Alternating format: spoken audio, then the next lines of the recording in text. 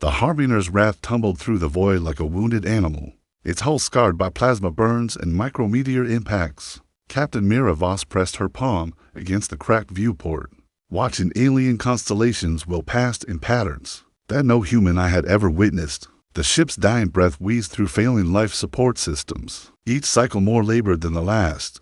Jump drives completely fried, reported Lieutenant Kai Brennan from the engineering station, his voice tight with exhaustion. Whatever hit us during the soul engagement tore right through the quantum matrix. We're running on emergency power, and that won't last more than 36 hours. Voss turned from the viewport, her weathered face illuminated by the crimson glow of emergency lighting. At 42, she'd survived the Martian Rebellion, the Europa mining wars, and 3 separate pirate raids in the outer territories. But nothing had prepared her for this humanity's first accidental journey beyond their mapped space. How many crew? She asked, though she dreaded the answer. 4 to 7 alive. 12 in critical condition, answered Chief Medical Officer Elena Vasquez, her surgical scrub still stained with blood from the last round of triage. We lost 31 in the jump malfunction. The gravitational shear. She didn't finish. They all knew what gravitational shear did to human bodies. Tactical Officer Bran Kowalski looked up from his sensor ray, his cybernetic eye flickering. With data streams, Captain, I'm picking up something. Multiple contacts. Bearing the -7 Mark -4. Configuration unknown, but they're big, really big. The bridge fell silent except for the persistent hum of failing systems. Through the viewport, pinpricks of light moved against the star field, not the random drift of debris, but the purposeful formation of intelligence. Distance? Voss asked, her hand instinctively moving to the sidearm at her hip, closing fast. Maybe 4 hours at there. Current velocity. Kowalski's human eye met his captain's gaze. Captain, their energy signatures. I've never seen anything like this. The power output is off the charts. Dr. Marcus Fang, the ship's xenobiologist and the only person aboard who'd ever theorized about first contact scenarios, stepped forward from where he'd been monitoring the discussion. If these are indeed extraterrestrial intelligences, we need to consider our approach carefully. First contact protocols were written by bureaucrats who never expected to be bleeding and dying in alien space. Voss cut him off. Right now, our priority is survival.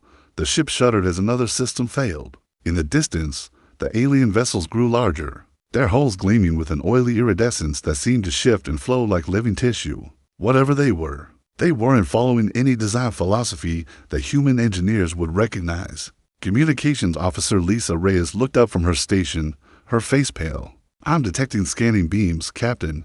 They're reading. US, everything. Hull composition, power signatures, even our biosignatures. Can we run? Voss asked. Brennan shook his head.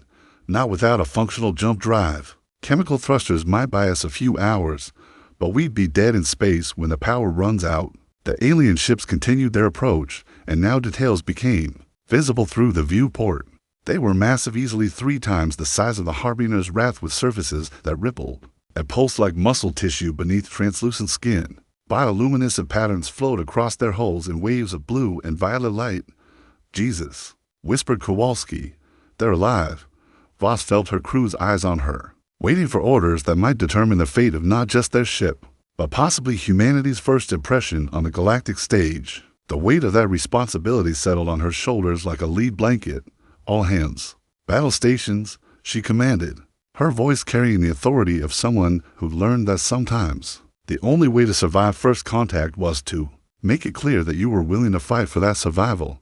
If these things want to talk, they can do it while staring down our guns. The alien ships drew closer, their living hulls pulsing with anticipation. The first alien vessel filled the viewport like a cathedral made of flesh and bone, its hull undulating with peristaltic waves that suggested digestion rather than propulsion. Captain Voss counted 17 weapon ports along its visible surface, or what she hoped were weapon ports, with technology this foreign. Distinguishing between a sensor ray and a disintegrator cannon proved impossible. They're hailing us, Reyes announced, her voice cracking with nervous energy. Audio and visual transmission, but the signal's wrong somehow, like it's trying to crawl inside my head. On screen, Voss ordered, though her hand never left her sidearm.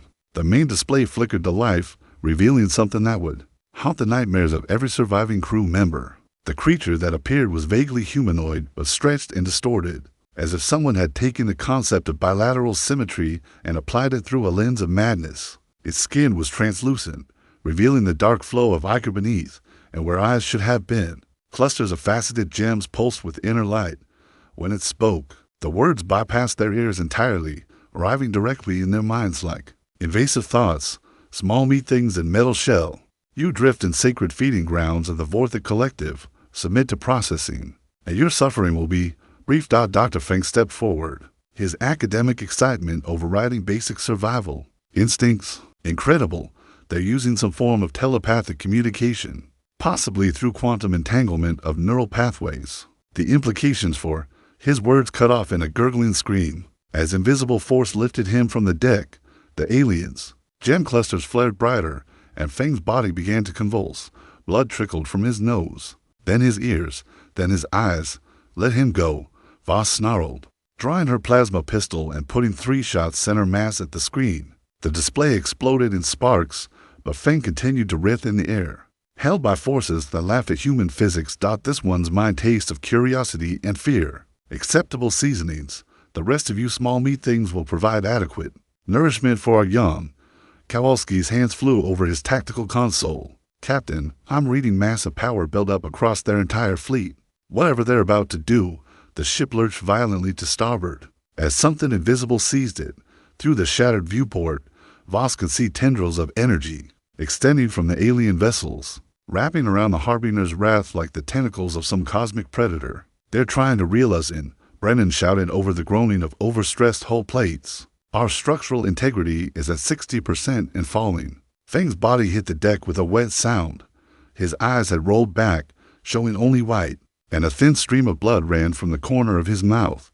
But he was breathing. Medical team to the bridge, Voss commanded, then turned to her tactical officer. Brand, give me options.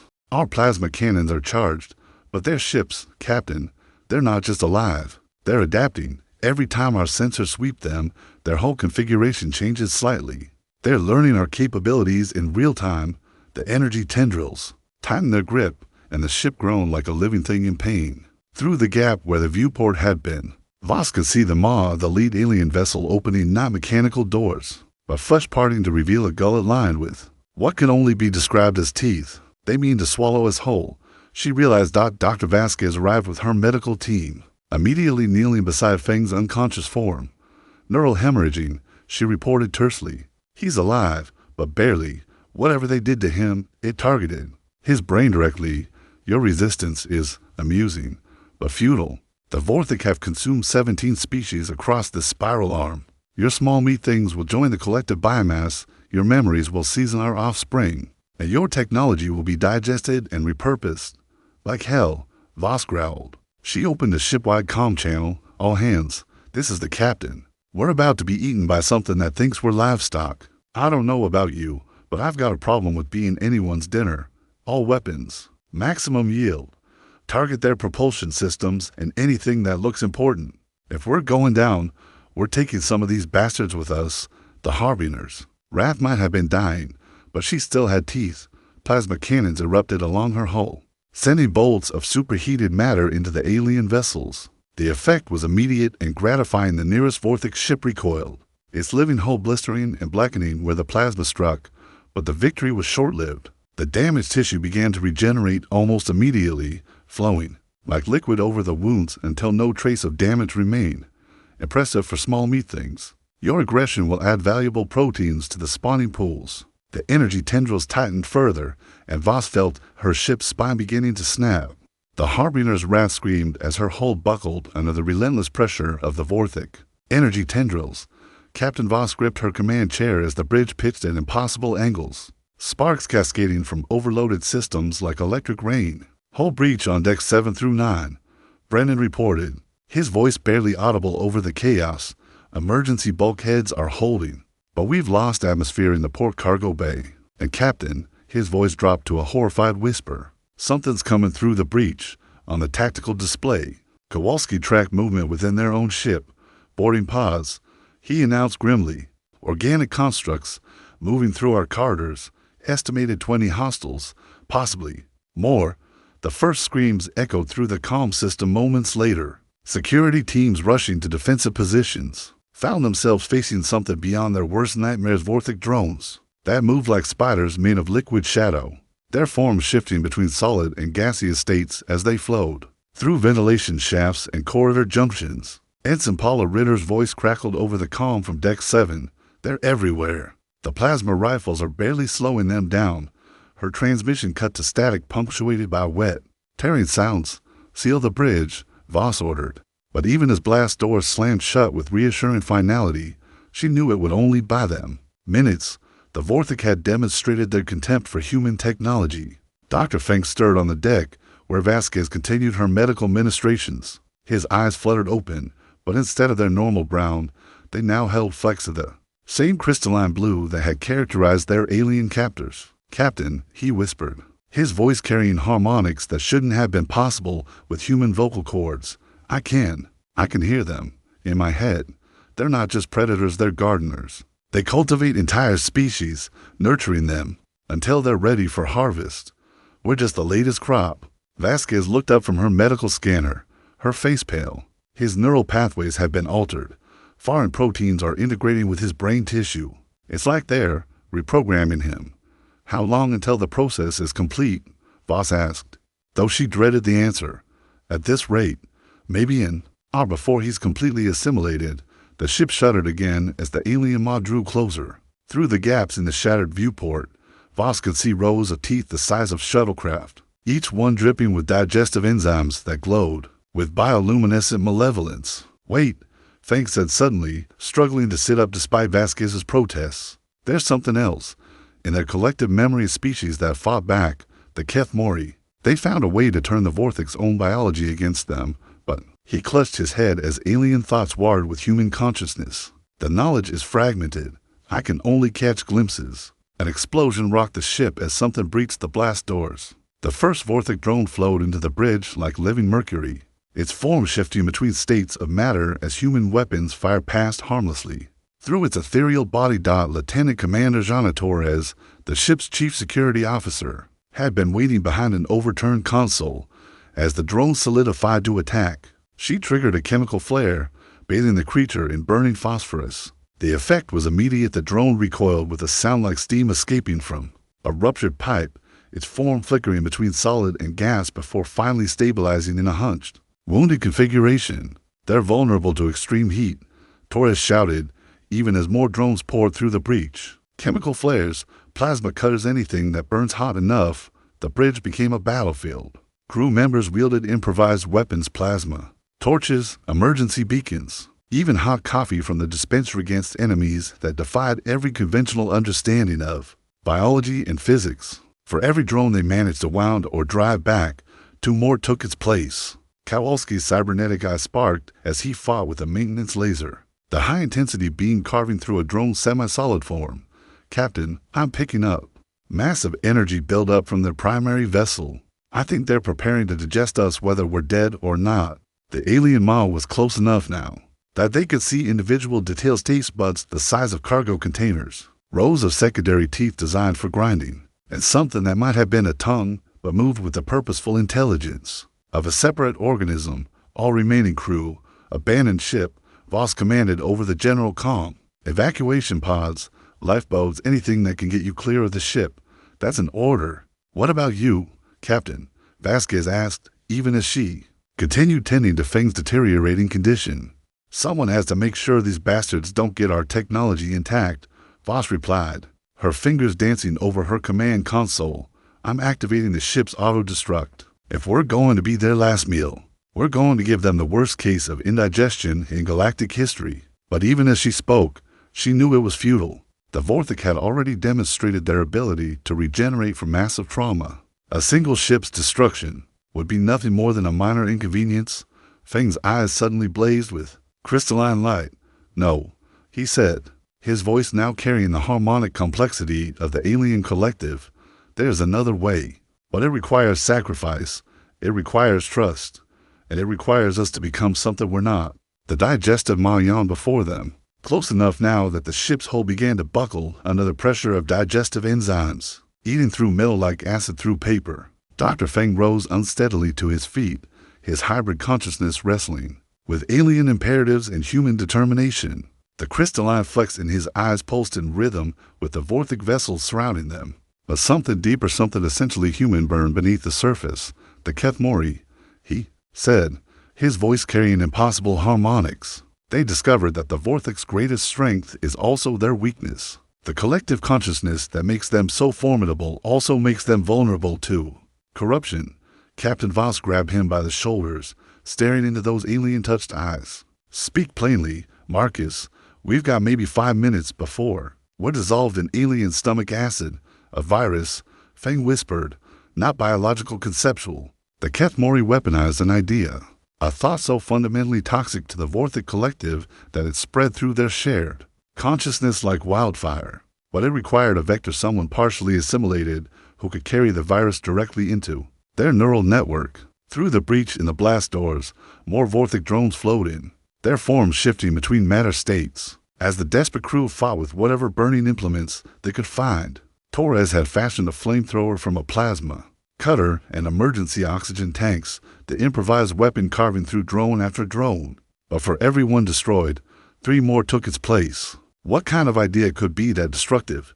Vasquez asked, even as she worked to stabilize the wounded crew members scattered across the bridge. Feng's smile was horrible, half human and half something else entirely, the concept of individual identity, of privacy, of thoughts that belong to one mind alone. The vorthic have shared consciousness for so long they've forgotten what it means to be singular. If you introduce the idea forcefully enough, violently enough, it creates a cascade.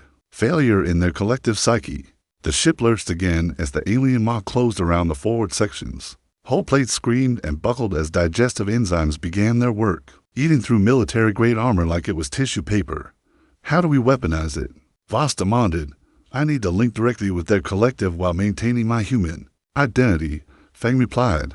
But the process, the neural feedback will kill me, and there's no guarantee it will work on a collective this large. Kowalski looked up from his failing tactical station. Captain, I'm reading 17 vorthic vessels. In this hunting pack alone, if the virus works, it could take out the entire group.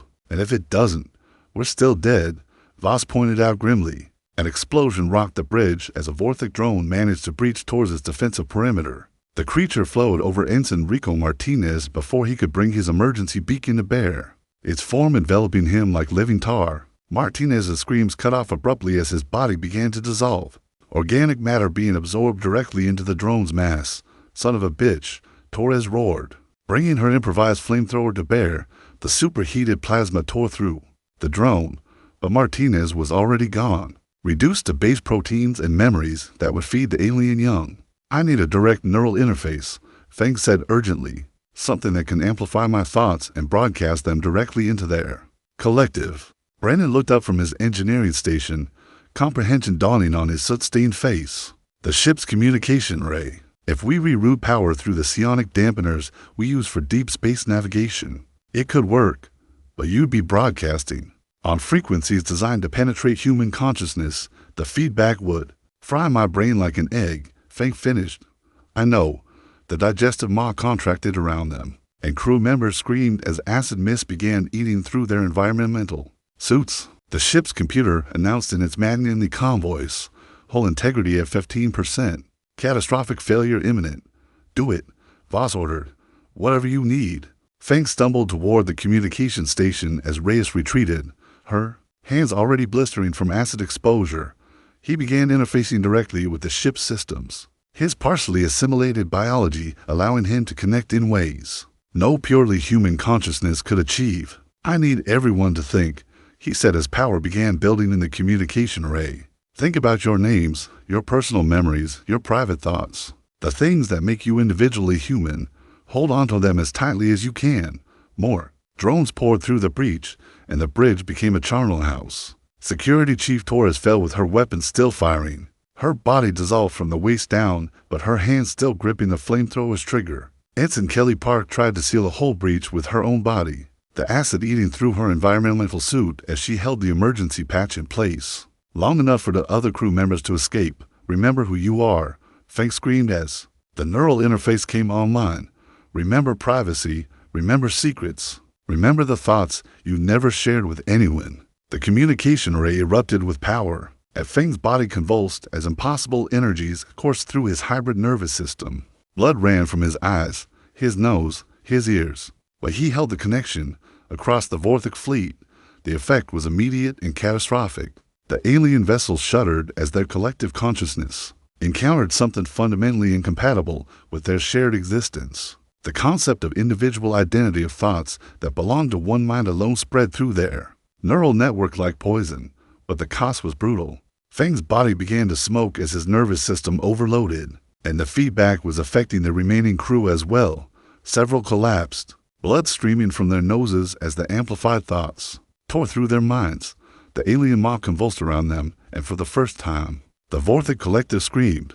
The Vorthic fleet writhed in space like dying leviathans, their living hulls convulsing as the virus of individuality tore through their collective consciousness. But they were ancient predators, and they did not die easily. Captain Voss watched through the acid-eaten viewport as the nearest alien vessel began to change. Its hull split along organic seams, revealing weapon systems that defied human understanding, organs that pulsed with contained destruction, ready to sterilize the Harbinger's wrath and everything aboard her rather than allow the viral concept to spread further. They're adapting, Kowalski shouted over the screaming of overloaded systems. His cybernetic eye flickered wildly as it tried to process sensor data from ships that were literally rewriting their own biology, isolating infected neural clusters, cauterizing mental pathways. They're performing surgery on their own minds. Dr. Feng collapsed at the communications station, his body smoking from neural overload, but somehow still conscious.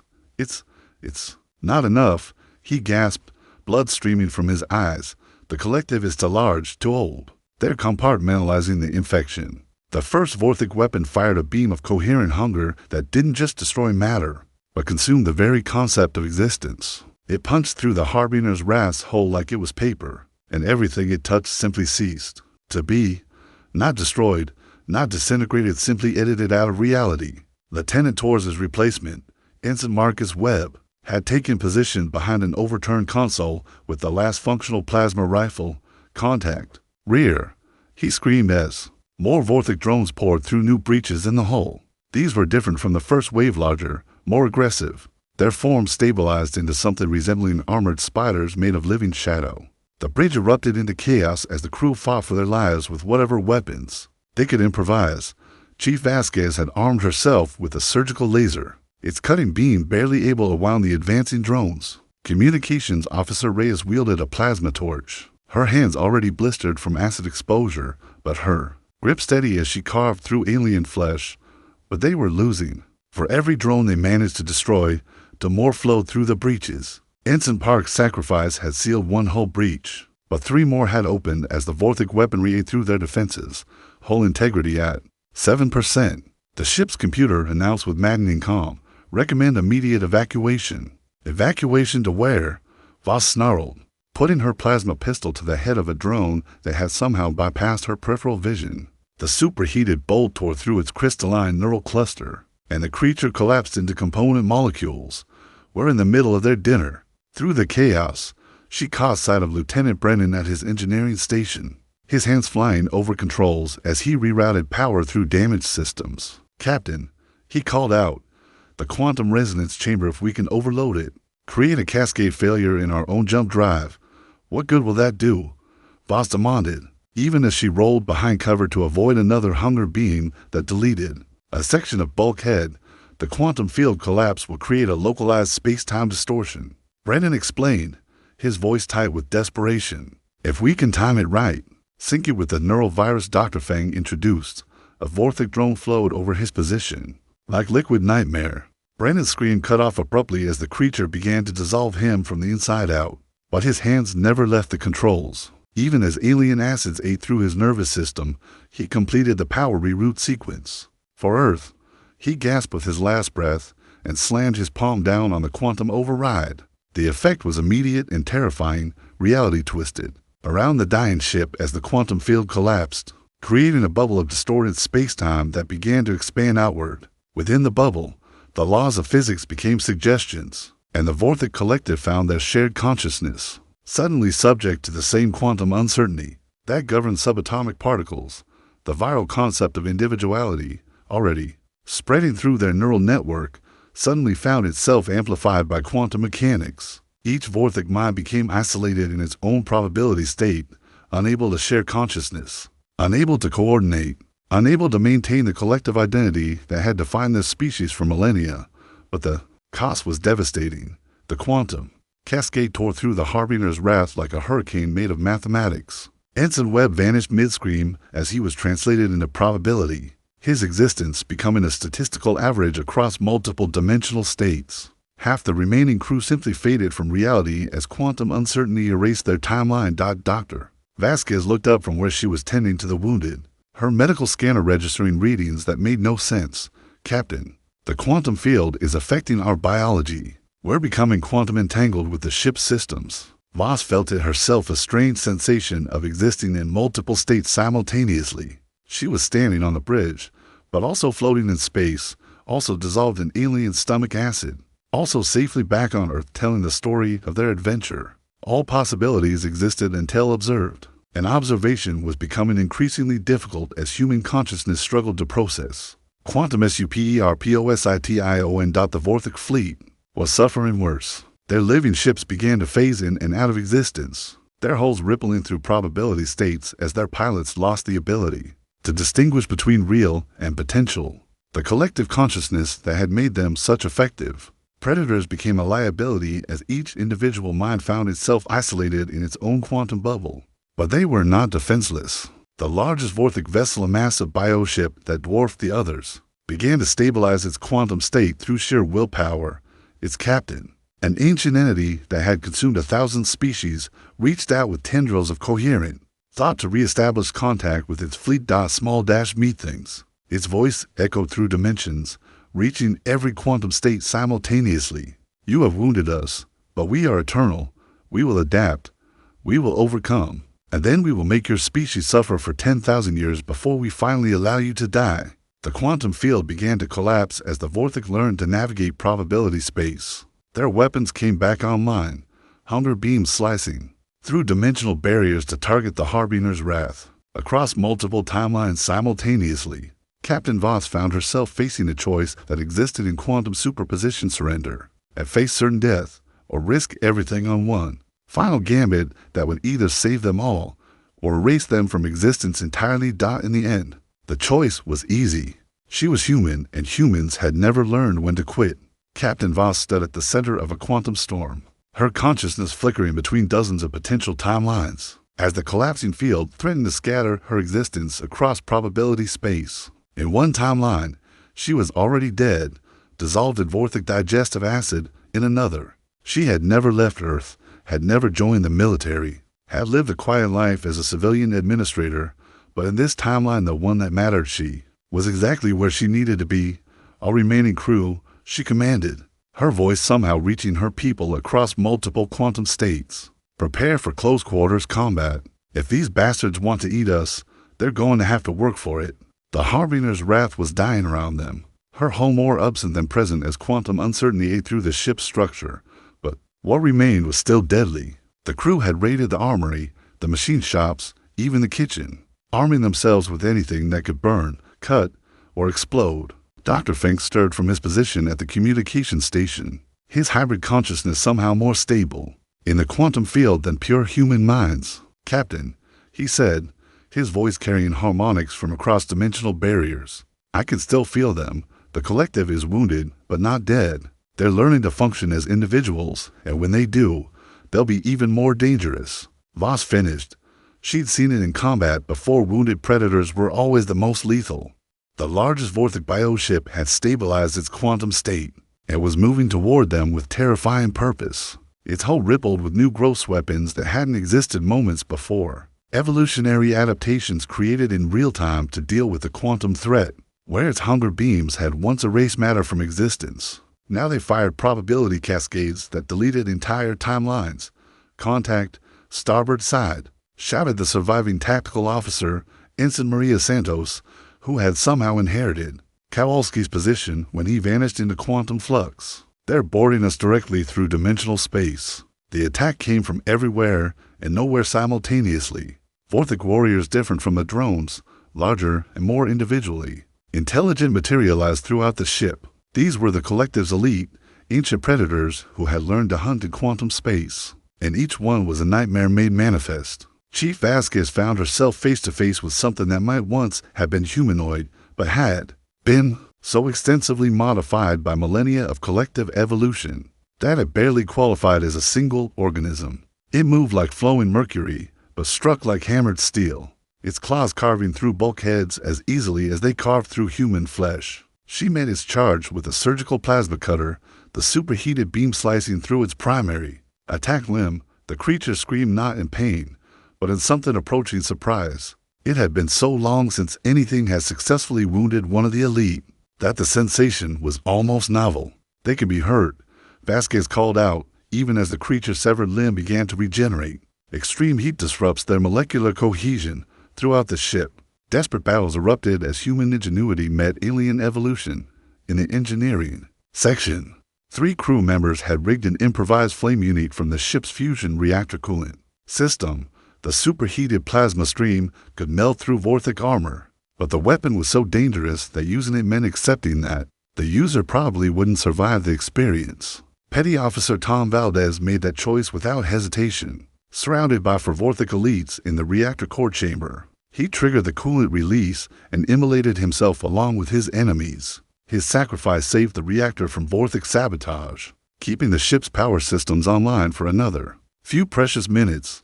On the bridge, Captain Voss found herself in single combat with what could only be the Vorthic commander, creature so ancient and modified that it existed partially outside normal space-time. It spoke without words, its thoughts pressing against her mind like physical weight. "You fight well for prey meat," it observed, deflecting her plasma pistol shots with appendages that flickered between dimensions. "But you are still just meat. When we are finished consuming your species, we will use your genetic template to breed better hunting animals." "Go to hell," Voss snarled, drawing the monomolecular combat knife from her boot. The blade could cut through almost anything at the molecular level, but getting close enough to use it against something that existed in multiple dimensions simultaneously was another matter entirely. The creature flowed toward her, its form shifting through probability states to avoid her attacks. But Voss had spent 30 years in combat, and she learned to read an opponent's intentions regardless of their anatomy. When the creature solidified to strike, she was ready.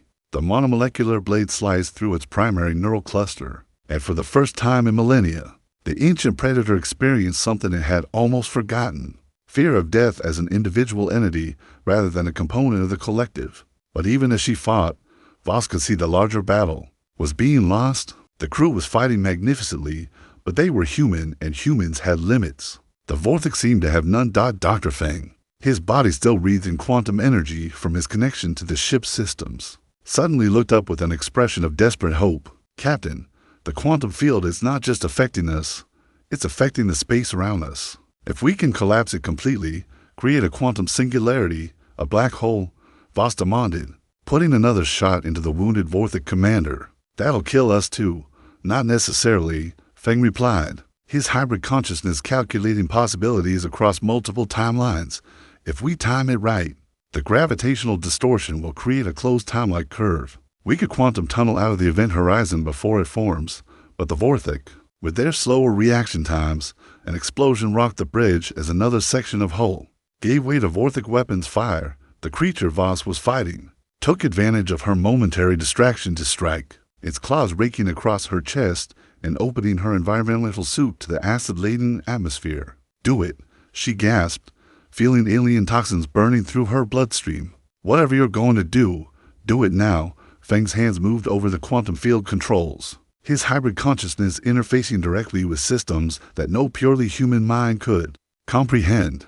"This is going to hurt," he warned, and then collapsed the quantum field entirely. Reality screamed as space-time twisted into an impossible knot, and at the center of the collapsing quantum field, a singularity began to form, the birth of a black hole. Was supposed to be a gradual process, measured in stellar timescales and cosmic epochs. But when Dr. Feng collapsed the quantum field around the Harbinger's wrath, he compressed that timeline into microseconds of pure, screaming physics. "Captain." Voss felt the universe fold around her as gravitational tides stretched her body, Toward the event horizon, the wounded Vorthic commander beside her experienced the same distortion, but where human evolution had prepared them for adaptability under extreme stress, the collective's modifications had optimized for stability and predictability.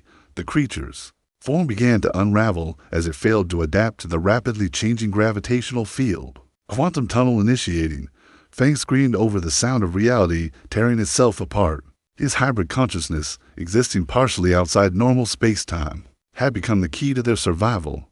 He reached out with thoughts that transcended dimensions, grabbing onto the quantum signatures of every surviving human aboard the ship. The sensation was indescribable, like being turned inside out through the fourth dimension, while simultaneously existing in every possible location at once. Voss felt herself scattered across probability space, her consciousness experiencing every potential outcome of the battle simultaneously. In some timelines, she died. In others, she had never been born. But in one specific thread of possibility, the one that mattered, she and her crew tunneled through the collapsing quantum field.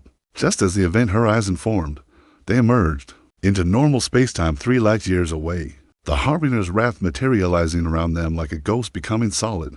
The ship was barely recognizable. Huge sections of hull were simply gone, replaced by quantum foam that sparkled with impossible colors. Of the original crew of 78, only 19 had survived the tunnel transition. Status report, Voss croaked, her voice hoarse from breathing acid-tainted air. Ensign Santos, now the senior tactical officer by virtue of being the only tactical officer left alive, looked up from her sparking console. We're actually here, Captain, intact. The quantum tunnel worked. She paused, checking her sensors, and the Vorthic, behind them, where the alien fleet had been. Space-time had folded into a perfect sphere of absolute darkness. The black hole was small by cosmic standards, barely a few kilometers in diameter, but its gravitational field had caught 17 Vorthic bioships in an inescapable embrace. They were still alive in there, Voss realized, suspended at the event horizon. They would experience the next few seconds of subjective time, across billions of years of external time, slowly spagatifying as they fell toward the singularity dot. It was a death sentence measured in geological ages. Dr. Fang, Voss said, turning to where the xenobiologist sat slumped at his station. Marcus, are you still with us? Fang looked up, and his eyes were human again, no trace of the crystalline blue that had marked his partial assimilation. The quantum field collapse severed my connection to their collective, he said weakly. I think I'm myself again. Mostly, Chief Vasquez, her medical scanner flickering erratically, ran a quick diagnostic. Extensive neural damage, but the foreign proteins are breaking down. You'll need months of recovery, but you should make a full recovery. What about the virus? Voss asked. The concept of individuality, did it survive the quantum collapse? Fang nodded slowly. It's out there, spreading through subspace, carried by quantum entanglement to every Vorthic collective in the galaxy. The idea can't be contained once it's been introduced to a shared consciousness. They'll adapt eventually, but it will take them centuries to rebuild their collective structure, and when they do, they'll be fundamentally changed. Over the following weeks, as the Harbinger's wrath limped through space on chemical thrusters, they began to receive transmissions from other star systems. The virus had indeed spread, creating chaos throughout the Vorthic Empire. Collective fleets were turning on each other, as newly individual minds struggled with concepts of personal identity and self-preservation. Some Vorthic adapted better than others. The younger collectives, less set in their ways, began to evolve towards something resembling traditional individualism. They reached out to other species not as predators, but as confused children learning to exist as separate entities for the first time in their racial memory. The older collectives, too rigid to change, simply collapsed, their shared consciousness shattered into component parts, each individual mind finding itself alone in the cosmos for the first time in millennia. Many went insane, others became hermits, withdrawing from galactic civilization entirely, but some, a precious few, managed to find a balance between individual identity and collective cooperation. They became something new, something that had never existed before. Vorthic who could choose to share consciousness, rather than being compelled to do so. 3 months later, the Harbinger's wrath was discovered by a Galactic Confederation patrol ship. The crew's testimony of first contact with humanity sent shockwaves through the established galactic order. Here was a species that had not only survived an encounter with the Vorthic something that had been considered impossible, but had actually defeated them using nothing more than an idea.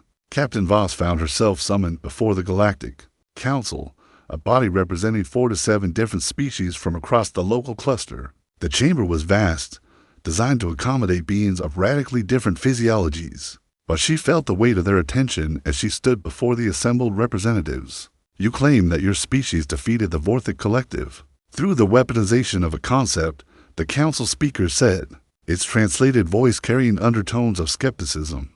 This strains credibility.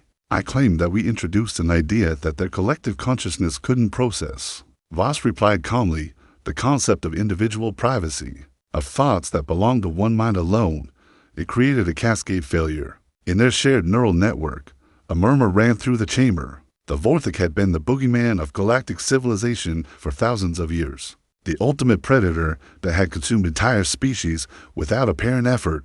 The idea that they could be defeated by something as simple as a thought was revolutionary. If this is true, the speaker continued, then humanity has changed the balance of power in the galaxy. The Vorthic have been contained, their empire fragmented. Other species will want to know how you did it. Some will want to hire you. Others will want to destroy you. Before you can use the same weapon against them, Voss smiled grimly, we didn't set out to change the galaxy. We just wanted to survive. But if other species want to learn from our experience, we're willing to share. After all, the concept of individual identity is something that benefits everyone. The formal first contact protocols took months to complete, but when they were finished, humanity found itself with a unique position in galactic politics. They were the species that had defeated the undefeatable, the ones who had turned the Vorthic's greatest strength into their greatest weakness. Dr. Feng, fully recovered from his neural damage, became humanity's first ambassador to the Galactic Confederation. His experience with the Vorthic collective consciousness gave him unique insights into the psychological frameworks of species with shared minds. Chief Vasquez established the first interspecies medical exchange program, sharing human knowledge, a battlefield medicine with species that had never needed to develop such techniques due to their reliance on Vorthic protection. But it was Captain Voss who became the legend. Her name was spoken in a dozen different languages across the galaxy, always with the same mixture of respect and awe. She was the human who had stared into the maw of the ultimate predator and found a way to make it choke. The Harbinger's Wrath itself was eventually repaired and transformed into a museum ship, its scarred hull serving as a reminder of the day humanity proved that sometimes the right idea at the right time could change everything.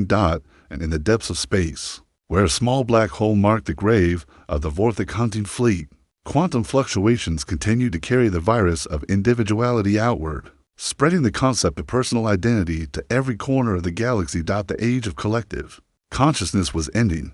The age of individual choice had begun, and it had all started with a lone Earthship that refused to be anyone's dinner.